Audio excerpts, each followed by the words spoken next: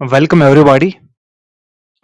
इस सेशन में हम बात करेंगे रिगार्डिंग द कंफ्यूजन जो बच्चों के अंदर है, रिगार्डिंग द फ्रस्ट्रेशन। हम इस सेशन में बात करेंगे जेकेपीएसआई आंसर की के बारे में, सिलेक्शन लिस्ट्स के बारे में, जो कि जूनियर असिस्टेंट का सिलेक्शन लिस्ट अभी पेंडिंग है, उसके बारे में हम बात करेंगे। Health and medical education selection list के बारे में बात करेंगे, एग्जामिनेशन कैलेंडर के बारे में बात करेंगे, एंड प्रायोरिटी पे जो एग्जाम्स होने वाले हैं उसके बारे में बात करेंगे।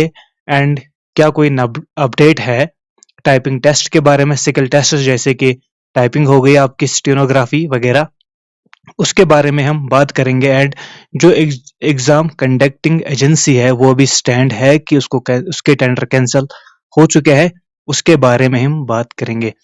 एज यू नो, जेकेपीएसआई की आंसर की आ गई है, आ गई इन द सेंस की नोटिफिकेशन आ गई है इसकी। 30th ऑफ दिसंबर से ये आंसर की आपके सामने शो हो जाएगी। जैसे कि हमने प्रीवियस वीडियो में बोला ही था कि 30 दिसंबर या 31 दिसंबर को आंसर की आने वाली है।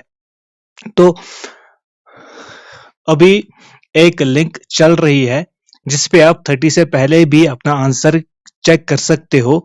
आपको लिंक प्रोवाइड की जाएगी हमारे कमेंट बॉक्स में, और अगर किसी बच्चे ने अपने आंसर की अपना रिस्पांस शीट चेक किया हुआ है, वो अपना स्कोर जरूर कमेंट में ड्रॉप कीजिएगा। पहले हम बात करेंगे जेकेपीएसआई आंसर की के बारे में, जो कि आंसर की अवेलेबल होगी 30 ऑफ दिसंबर 2022 से लेकर एंड 2 जनवरी तक। एंड अगर आपको कोई ऑब्जेक्शन होगी, आप रिप्रेजेंटेशन डाल सकते हो। एक रिप्रेजेंटेशन फॉर्म आपको होगा, वहां पे आपको क्वेश्चन नंबर वगैरह उस पे देना है, एंड आपकी रिप्रेजेंटेशन वहां पे अपलोड हो जाएगी। तो हर एक क्वेश्चन के लिए आपको कितना देना है? 200 रुपीज, जो कि नॉन रिफंडेबल फी है। हाँ, अगर आपका अगर आपकी रिप्रेजेंटेशन जो है अगर वो करेक्ट निकली तो आपको 200 रुपीज जो है वो रिफंड किए जाएंगे। अगर आपका रिस्पांस, अगर आपकी रिप्रेजेंटेशन जो आपने की है अगर वो गलत निकली तो आपको 200 रुपीज नहीं मिलेंगे। एंड 200 रुपीज जो है पर क्वेश्चन, आपको जितने आप रिप्रेजेंटेशन डालोगे पर क्वेश्चन के लिए आपको 200 रुपीज पे करने पड़ेंगे, प्रोवाइडेड कि अगर आपका आंसर, अगर आपकी रिप्रेजेंटेशन, अगर आपका चैलेंज ठीक निकला विद डॉक्यूमेंट्री एविडेंस, वो भी आपको अपलोड करना है। अगर आपका चैलेंज ठीक निकला तो आपको आपकी जो पेमेंट है वो वापस दी जाएगी। उसके बाद जो सिलेक्शन लिस्ट है जूनियर असिस्टेंट का and health and medical education department का, ठीक है ना। जो जूनियर असिस्टेंट का लिस्ट है, कल आपने एक नोटिफिकेशन देखी होगी, एसएसबी की तरफ से एक नोटिफिकेशन आई जिसमें एक एस्पिरेंट था जिसने 2 फॉर्म लगाए थे एंड वो 2 बार अपीयर हुई थी एग्जाम, इस सीबीटी टेस्ट में 2 बार वो अपीयर हुई थी एंड उसने क्वालिफाई भी करा था। आई थिंक प्रोबेबली शायद एससी कैटेगरी में उसने एग्जाम को क्वालिफाई करा था। लेकिन वो जब उसके इन्वेस्टिगेशन की गई है, उसने जानबूझकर 2 फॉर्म भरे थे क्या, ताकि मुझे 2 चांस मिले एग्जाम देने के लिए। उसने नाम शाम कुछ गलत लिखा था, एक फॉर्म पे दूसरे पे अलग नाम लिखा होगा, मतलब डिफरेंट क्रेडेंशियल्स दिए थे फॉर्म पे, और 2 बार एग्जाम में अपीयर हुई थी एंड उसने वो एग्जाम क्वालिफाई करा था। लेकिन जब इन्वेस्टिगेशन की गई है तो उसको 1 साल तक बैन किया गया है। 1 साल तक वो मतलब कोई फॉर्म नहीं लगा सकती है, एंड जो भी उसने 1 साल तक एग्जाम, अगर फॉर एग्जांपल उसने कोई एग्जाम जनरेशन के बगैर भी कोई एग्जाम क्वालिफाई किया होगा, उसको वहां से भी डिस्क्वालीफाई किया जाएगा। मे बी वो जो एस्पिरेंट है वो कोर्ट को भी जा सकती है, बट फिलहाल ये है कि जूनियर असिस्टेंट, जो पोस्ट जूनियर असिस्टेंट का जो लिस्ट है उस पे काम चल रहा है। अब मसला क्या है कि मतलब लिस्ट क्यों नहीं पब्लिश होता है, लिस्ट रिलीज क्यों नहीं होता है, उसके पीछे एक ही रीजन है, वो है जो कोर्ट का स्टे है वो अभी वकेट नहीं हुआ है। वकेट इन द सेंस की हियरिंग उसकी कंप्लीट हो गई है, जो फाइनल जजमेंट है उसकी एक डॉक्यूमेंट्री बनती है, मतलब एक फाइल, जो कुछ भी डॉक्यूमेंट होगा अभी कोई डॉक्यूमेंट रिलीज नहीं हुआ है, मतलब ऑफिशियली फॉर्मली अगर हम देखेंगे कि उसकी जजमेंट नहीं आई है। जब तक उसकी जजमेंट नहीं आएगी तब तक लिस्ट को पब्लिक नहीं किया जाएगा। It may take 2 weeks time, 2 हफ्तों तक। मेरे हिसाब से 2 वीक्स टाइम ये ले ही जाएगा। 2 वीक्स तक ये लिस्ट पब्लिश किया जाएगा, ठीक है ना। उसके बाद जो हेल्थ एंड मेडिकल एजुकेशन, इन बच्चों ने बहुत सफ़र किया है, बहुत स्ट्रगल किया है, 2021 से ये सफ़र कर रहे हैं, आई थिंक 2020 से ही ये सफ़र कर रहे हैं। अभी उनका कैट से जो केस था वो वकेट हो चुका था, वहाँ पे मतलब जो सिलेक्टेड कैंडिडेट्स है उनके फेवर में केस आया था, तो लेकिन जो पेटिशनर्स है they move to high court. High court ने उनको बोला कि अभी वो जो पेटिशनर्स उनको डिसंगेज नहीं किया जाएगा, वो काम करेंगे, लेकिन सिलेक्शन लिस्ट पे उसका कोई इफेक्ट नहीं होगा। अब मसला ये है कि जहाँ तक हमें पता चला कि JKSSB जो है अभी एंगेज है, वो अभी काम कर रहा है हेल्थ एंड मेडिकल एजुकेशन में। आप ये मानिए कि 1 वीक के अंदर अंदर इनका जो प्रोविजनल सिलेक्शन लिस्ट है वो आउट हो जाएगा। 1 वीक टाइम ले सकता है, मतलब 2 दिन के बाद भी हो सकता है, 1 दिन के बाद भी हो सकता है, लेकिन प्रायोरिटी पे जो अभी है वो हेल्थ एंड मेडिकल एजुकेशन। हो गई 2 चीजें कंप्लीट। जो तीसरा यहाँ पे जो इश्यू है वो एग्जाम कैलेंडर, ठीक है ना। जो सबसे इंपॉर्टेंट इश्यू है वो एग्जाम कैलेंडर का। एग्जाम कैलेंडर एग्जाम कैलेंडर से पहले जो मसला है वो है एपटेक कंपनी जो है उस पे जो केस लगाया गया है उसकी जो हियरिंग है वो है 2 फेब। 2 फेब को क्या हो सकता है, या तो कंपनी एपटेक को डिबार किया जाएगा। अगर ये डिबार हो गई, नए टेंडर्स होंगे। जब नए टेंडर्स होंगे they will took I think 2 month. एक मंथ रखेंगे, इनवाइट बिडर्स को इनवाइट करेंगे, 1 मंथ तक टेंडर्स इनवाइट करेंगे JKSSB, एंड दूसरा मंथ इनको लगता है फाइनलाइज करने में। जब तक ये फाइनलाइज करेंगे टेंडर्स, दैट मीन्स आपका फेब भी चला गया, आपका मार्च भी चला गया, तो आप एक्सपेक्ट कर सकते हो फिर एग्जाम अप्रैल में, मतलब बहुत ज्यादा डिले होगा, बहुत ज्यादा डिले होगा।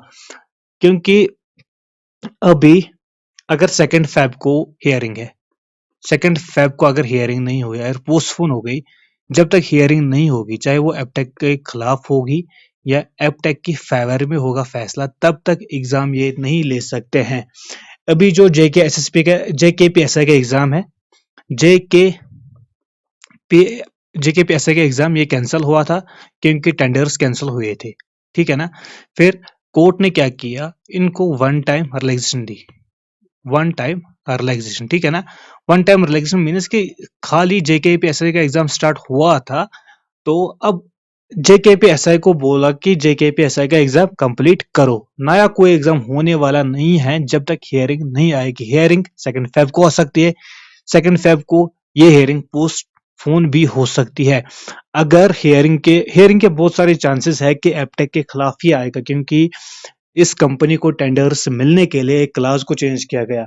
अगर वो मतलब उन लोगों को पकड़ा गया कि विलिंगफुली अगर इन्हें मतलब कुछ धांधली करी होगी कि इस कंपनी को टेंडर मिलना चाहिए, तो वहां पे क्या होगा कि टेंडर जो है वो कैंसिल हो जाएंगे। अगर टेंडर्स कैंसिल हो गए तो बहुत सारा टाइम और डिले होगा। लेकिन जब भी एग्जाम होगा चाहे जल्दी होगा या मतलब लेट होगा, आई थिंक डिले होगा ही, क्योंकि जो एपटेक है, एपटेक को आई थिंक मेरे ख्याल से एपटेक को मतलब एपटेक के जो टेंडर्स वो कैंसिल होंगे ही, क्योंकि बहुत सारे चांसेस है, बहुत ज्यादा चांसेस है कि टेंडर्स कैंसिल होंगे। बट इट डजंट मीन कि JKPSI का एग्जाम कैंसिल होगा, क्योंकि इनको 1 टाइम रिलीज मिली, उसके लिए ये प्रोवाइड करेंगे। इन्हें ऑडिट किया, थर्ड कंपनी ने मतलब हायर की इसको ऑडिट करने के लिए, मतलब इनके पास बहुत सारे सबूत हैं कि इन्हें ट्रांसपेरेंसी के साथ एग्जाम कराया। लेकिन ओवरऑल अगर देखा जाएगा कि एपटेक को डिबार भी किया जा सकता है। उसके बाद जब एग्जाम होंगे, एग्जाम जो अभी है, जो इलेक्शन असिस्टेंट है, इलेक्शन डिपार्टमेंट से इनको एक लेटर मिली है JKSSB को कि हमें ये पोस्ट जल्दी, ये रिक्रूटमेंट कंप्लीट होनी चाहिए, क्योंकि शायद आने वाले इलेक्शन के लिए इनको मैन पावर कम होगा। तो प्रायोरिटी पे जो अभी एग्जाम है वो है इलेक्शन असिस्टेंट का। जब इलेक्शन असिस्टेंट का एग्जाम प्रायोरिटी पे होगा, इलेक्शन असिस्टेंट का जो एग्जाम है अभी प्रायोरिटी पे है। जब इलेक्शन असिस्टेंट का एग्जाम प्रायोरिटी पे होगा तो दैट मीन्स पटवारी भी है, क्योंकि पटवारी और इलेक्शन असिस्टेंट का जो सिलेबस है एक तो वो सेम है, दोनों में 2 टायर है। फर्स्ट टायर में क्या है, फर्स्ट टायर MCQ टाइप है, और उसी दिन आपका reading and writing of Urdu, Urdu skill भी लिया जाएगा। मतलब ये दोनों का जो पैटर्न है वो सेम है, दोनों का सिलेबस सेम है। तो हो सकता है जब इलेक्शन असिस्टेंट का एग्जाम हो वो साथ में पटवारी का भी कराएं, एक साथ इनका खर्चा होगा, मतलब पेपर सेटिंग वगैरह एक साथ ही सारा सिस्टम होगा। तो सबसे पहले जो एग्जाम होगा वो इलेक्शन असिस्टेंट और पटवारी का ही होगा। वो जो नंबर सेकंड पे है वो है ऑब्वियसली FEE। उसके बाद जो सारी कोशिश चल रही है अभी कि कौन सा जो बड़ी रिक्रूटमेंट यहाँ पे है और जिसका भी नाम है कि FEE स्क्रैप हो गए, FEE स्क्रैप हो गए, इसको खत्म करना है कि मतलब इस रिक्रूटमेंट को इनको बहुत जल्दी कंप्लीट करना है। जैसे कि 3 एग्जाम स्क्रैप हो गए थे, JKPSI, जेई और FEE। जेई का एग्जाम भी कंक्लूड हो चुका है, JKPSI का एग्जाम भी कंडक्ट हो चुका है। अब जो रिमेनिंग है वो है FEE। लेकिन according to requirement of the government हम ये बोलेंगे कि इलेक्शन असिस्टेंट का एग्जाम सबसे पहले होगा। उसके बाद जो JKSB है 2 फेब तक इनको वेट करना है। लेकिन ये अपना जो काम है मतलब कंटिन्यू रखेंगे। कंटिन्यू कैसे रखेंगे? इनको जो स्किल टेस्ट है, टाइपिंग टेस्ट, जिन्होंने जूनियर असिस्टेंट के लिए अप्लाई करा है या सिटिनोग्राफी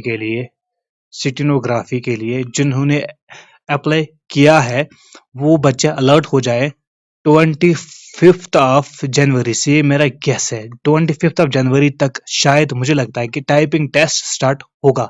टाइपिंग टेस्ट अब सबसे पहले होगा क्योंकि टाइपिंग टेस्ट ये खुद करा रहे हैं। मतलब किसी लोकल मतलब इंस्टीट्यूट को या किसी लोकल कंपनी को यहाँ पे टेंडर देंगे तो उसमें उतना टाइम नहीं लगता है एंड बहुत सारे कम एस्पायरेंट्स भी होते हैं। तो स्किल टेस्ट ये तब तक कंप्लीट करेंगे साइड बाय साइड जब तक इनका कोई कंपनी के रिलेटेड कोई फैसला ना आ जाए। तो आई होप आपको इस सेशन से कोई ना कोई मतलब एक अच्छी इन्फॉर्मेशन मिली होगी। जो जूनियर स्टूडेंट के बच्चे हैं वो तैयारी करो टाइपिंग के लिए। टाइपिंग को कैसे इंक्रीज करें, आप स्पीड को कैसे बढ़ाए, उसके लिए हमने वीडियो अपलोड कर चुके हैं हमारे मतलब चैनल पे। हमको पता है, हमको एक्सपीरियंस है टाइपिंग कैसे इंक्रीज करते हैं, क्या करते हैं। आप वो वीडियो देख लीजिएगा। एंड बाकी जो इलेक्शन असिस्टेंट की टाइपिंग जिन बच्चों ने क्वालिफाई की हुई है वो तैयारी में वो तैयारी अपनी स्टार्ट करें। उनका एग्जाम सबसे पहले होने वाला है। Thank you very much.